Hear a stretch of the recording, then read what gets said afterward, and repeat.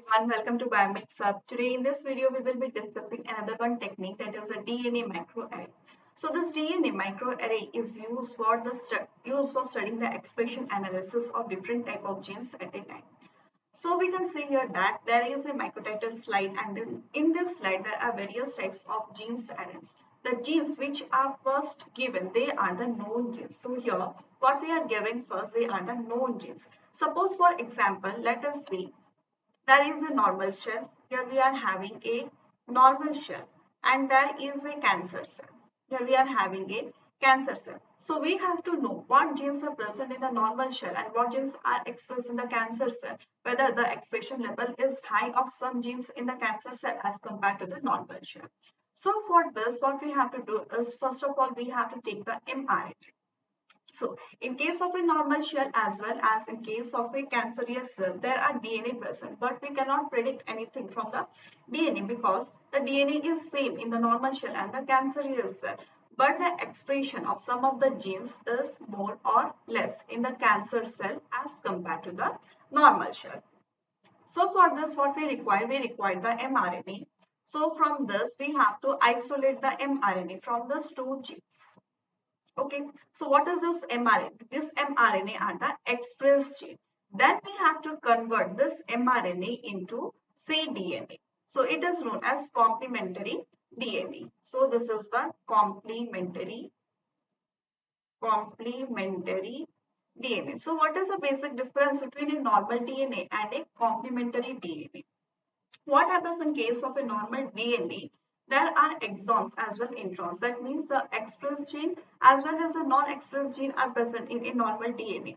But in case of complementary DNA, only the expressed genes are present because we are taking this from a mRNA. And in case of a mRNA, we have only the expressed gene. This process is known as transcription. The conversion of DNA to mRNA is known as transcription, but we are isolating only the mRNA from the cell, and from mRNA we are converting into a cDNA. So it is done by a enzyme reverse transcriptase. Okay. Then what we will do, now we have isolated or we have some of the known gene sequences, like it may be P20. There are so many oncogenes as well as tumor suppressor genes.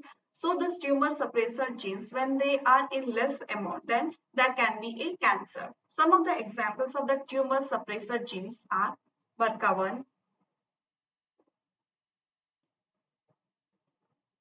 BRCA1, P53. These are some of the tumor suppressor genes. So as they are the tumor suppressor gene, if their concentration is low, then it causes cancer. Okay. In that way, there are some of the oncogenes like HERPA1. Here we can say HERPA, which is a common gene in case of a cancer. If its concentration is more or the expression is more in Asia, then it causes cancer. Now let us discuss how this process is being done. So for doing this experiment, we have to take a normal shell as well as a cancer cell. And we have to do a cell culture because we need more amount of the expressed gene. Then we have to isolate the mRNA. We don't need DNA in this case because the DNA is having all the genes which are expressed as well as non-expressed. But in case of mRNA, we are having only the expressed gene. And in case of DNA microRNA, we have to study the expression of the genes, whether it is expressing more or it is expressing less in a normal cell or a cancer cell. By this, we can detect that there is some of the diseases like cancer in a cell. So after the mRNA, we have to convert it into a cDNA by using a reverse transcriptase method. So what is the basic difference between the DNA and a cDNA? In the cDNA, all the genes are present, but in case of a complementary DNA, only the expressed genes are present. The next thing which we have to do is we have to add some of the fluorescent tag into this cDNA. For normal cDNA, let us take a color of green. So we have to take it with a green color. And for a cancerous cell, let us take the color red. This fluorescently tag I use as a probe in this case. So what next? As we have seen that there is a plate and in this plate there are different wells. Okay, and in different wells we have already given some of the known genes, like it may be P53, it may be BRCA1, it may be some of other tumor suppressor gene as well as some of the oncogenes. Here we have given them. Okay, and we have numbered them accordingly. Suppose this is a number 1 cell or number 1 well of the plate. This is the second plate, this is the third plate, this is the fourth plate, this is the fifth plate. In this way we have numbered them, and what we have added here, we have given the code, like it may be P53 present here, like it may be BRCA1 present here, like it may be BRCA1 present here. These are some of the genes which are the known genes, and we have tagged them. Now, in this case, what we have did, we have already given the tag. For normal cell, we have given the green color, and for cancerous cell, we have given the red color. Now we have to mix this cells. We have to mix this green color, mix this cDNA of green color as well as red color. Green plus red, they are the cells from normal cell and the cancerous cell. Then in each plate we have to give this solution, like this was a microarray plate, and here let us see, this is the first, this is second, this is third, fourth. In this way we have to number it. This is fifth, sixth, seventh, eighth, ninth, 10, 11, 12. So these are the numbers, and in each plate we have given some of the known gene sequences. And now what we will do, we will add the cells from the normal cell and the cancerous cell, which we have dissolved in one solution. We will apply in all this cell.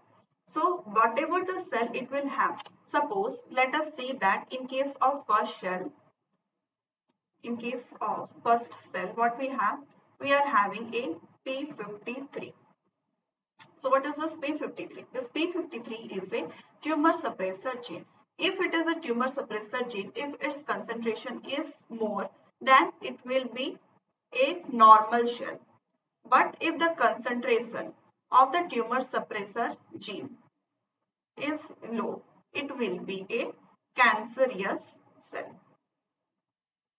So in the first given all the solution in each well. Now whatever the complementary probe will be present, it will bind with the gene sequences. Now let us see in this plate, there are many colors, like it is having a black color, yellow color, green color and the red color. What we have given to the cancerous cell, we have given red color. For a normal cell, we have given green color.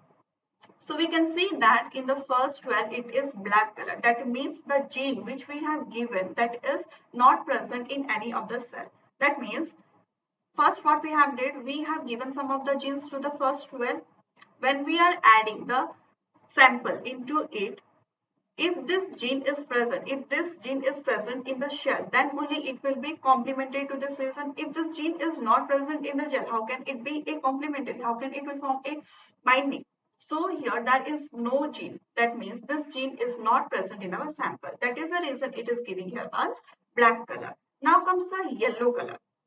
If the cells are present in both, if the gene is present in both the cell, then it will give the yellow color. That means there are some genes which are present in normal cell as well as in the cancerous cell. So these cells will give us the yellow color detection. Now comes again the black color. That means no gene is present in this well. In the sample there is no gene which we have given to this well. So next comes the green color. This green color indicate that this is a normal shell. That means whatever gene we have given first here, and when we are adding the sample is having a complementary strand with this gene. That means it is present in a normal shell. It is a normal shell. Next comes the red color here. Here what we have given, we have given some of the genes, like it may be a tumor oncogene. It may be a oncogene. Okay, when we are adding the sample, it is giving us a red color. That means it is a cancerous cell. So it is having one oncogene which can bind with this gene which we have given and the complementary gene can bind with. Here we are having a yellow. This is the yellow color. That means there is genes present both in the normal as well as in the cancerous cell. In the similar way, here we are having a red color. Red color has been detected. Here it must be a oncogene which is causing the disease. Next, black, that means no gene is present. Here we are having a green color. That means this gene is specific only in the normal cell. Here we are having a yellow color. That means this gene is present in both normal cell as well as the cancerous cell. In this way, we can detect the presence or absence of a gene in the normal as well as a cancerous cell. By doing this kind of assays, we can identify whether the patient is normal or it is suffering from some of the diseases. If it is suffering from some of the diseases, for mutation of which gene it is suffering from the diseases, we can analyze by using this kind of techniques. So this was all about the microarray technique. So thank you for watching this video till the end. And if you like this video, please do like, share and subscribe. Thank you.